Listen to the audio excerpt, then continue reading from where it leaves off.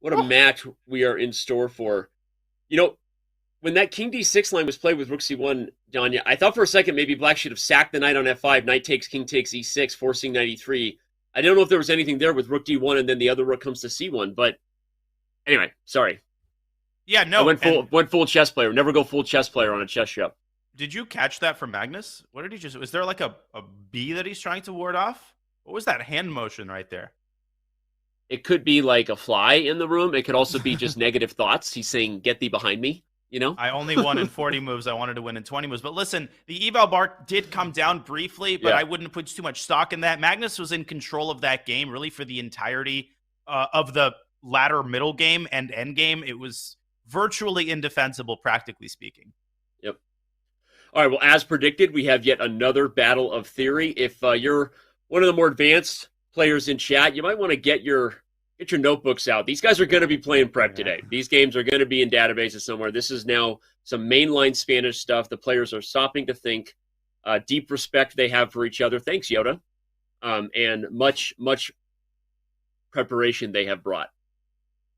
Yeah, this, of course, was thoroughly explored in the Magnus Nepo match. I mean, Fabi has written a book on the Ruy Lopez with White, so I would consider him the leading specialist on the Ruy Lopez as it stands right now. And an interesting pawn structure transformation as Magnus strikes with d5, and the idea of this move is to establish a stronghold for the Black Knight on e4, or to get an IQP structure where Black has control of the square in front of it, which is the most important thing.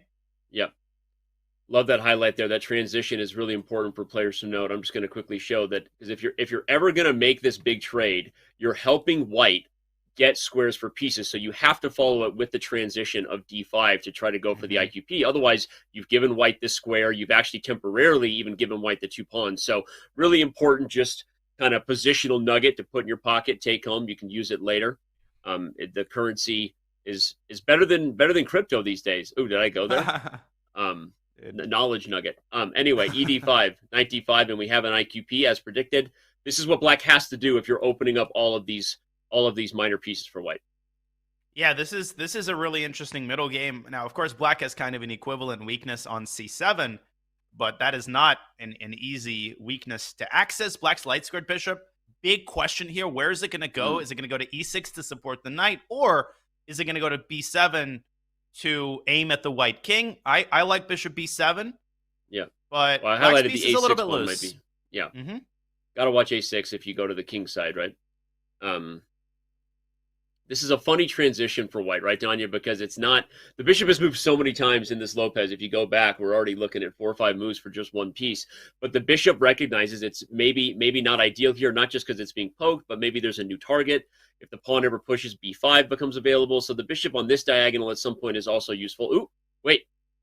Magnus is threatening the b1 knight, so no taking the pawn just yet. No taking the pawn just yet, but it's on very thin ice. That pawn is under arrest. I don't know if it lives in a penthouse in the Bahamas, though, but it ain't feeling very good right now. Okay, the knight will be able to develop to c3 now. The bishop, of course, guarding this square. Excuse me. Ooh, Black's pieces look so nice. So look at good. that. Look at those minor pieces. Man, look at that. Look at that. Yeah, exactly. Yes. Well, Danny, sorry, those minor pieces early. Remind me of the minor pieces I had against It's a little early for us to go. Lone Pine. Sorry, go ahead. Well, to go to the light squares. Actually, but seriously, Black is dominating the light squares. Let it be noted. I feel like the eval bar hasn't woken up yet. Yeah, the eval bar says Danny and Danya are freaking out over little things, but this is high-level chess. We are exchanging A6 for D4. A for D. Black will win this pawn, everyone. Probably that's what we're going to see. Yeah, I was going to say, I don't know that White has any other option. So knight takes d4. Again, Magnus looks unhappy, so you literally cannot judge the position based on his body language. I think the reason he's concerned has to do with that passed a-pawn, which can actually jump to a5. And if White can successfully maintain his control over the center and prevent tactics related to bishop takes f2 check and keep that knight on c3 under control, then White does have this major asset on the queen side. So it's actually quite a bit more double-edged than I initially thought. Also, it's one of those long-term assets, right? I mean, no matter what happens in the center, this is an outside pass pawn you can bring home to mom and dad. It's a long-term advantage, and it's not going anywhere. Of course, if the D pawn falls, black also has a C pawn, but not quite as dangerous as the A pawn. Okay, so knight takes d4 has been played. Big question, what is Magnus going to recapture? I mean, he's probably going to take on d4. I thought about knight e5 here briefly, intending to meet knight c2 with knight c6, but that was way too speculative. He takes with the queen, so he wants to put a rook on d8 and just press on white's minor pieces. Yep. This bishop, of course, is stuck to guard the knight, so this is a little irritating, right? Of course, the queen a little bit tender in the center. There's all kinds of moves you just start looking at to gain a tempo, but not right away. Queen takes a1 would win the exchange. That's an important little tactic. So Fabi needs a very composed move here. Something like rook a2 or rook c1. What are those cagey moves that just defends the minors? I was just about to say rook c1, then you can meet rook d8 with, I think, bishop e3. You get out of dodge, and suddenly you're okay. But at the end of these lines, we have to remember when there may be weird exchanges, the bishop takes the knight, and the knight wins a4. So keep that in your roadmap at the end of some of these combos. But Fabi taking his time, down to 90 seconds now on the clock, and the complexity showing no signs of abating. He moves his queen away, intending rook a to d1 in response to rook d8, Danny. But I feel is there bishop c2? Bishop c2 chases the rook out. He might have missed that detail. That is a nasty move. Uh-oh. Thank you. Good catch. I just got sour lemon face. It was like Danny I'm with the call. What do you do then if you can't? Let's bring up the analysis board and take a quick look. Oh, because rook d8 is played. If the move rook to d1 is on the board, we're going to see the move bishop to c2. And it is. And yeah, Evalbar agrees. This is a problem. Evalbar agrees. Oh, it's not on the board just yet. I think Fabi's noticed it. And the problem, and now it is, he's played rook a to d1. Bishop c2, maybe rook c1. And he's holding on for dear life. It barely works. It barely works. And what's funny barely. is it barely works, but in the end, you will have the passed a pawn we've been talking about. So it's okay. We're getting action. We'll stay with the live position here. Wait, a4 just falls straight up. Didn't even see that coming. Duh. Well, because he played rook a to d1. So to meet bishop c2 with bishop e3, but that drops the a pawn. And now Fabi firmly on the defensive. He's lost his main asset. Yep. Magnus is unfortunately bringing the heat early. We made a call that one of the few Achilles heels for Magnus in these SCC matches has been a slow start. He started slow against Gukesh as well. You called it, Danya. Maybe he heard it through the subconscious ether webs of the universe. I think he's made a conscious adjustment to I wouldn't say take the first couple of games more seriously. He takes them plenty seriously, but he consciously realizes how important it is to set a good tone. And can Fabi hold the draw here? This is an early big game, Danny. I mean, he goes down 2-0.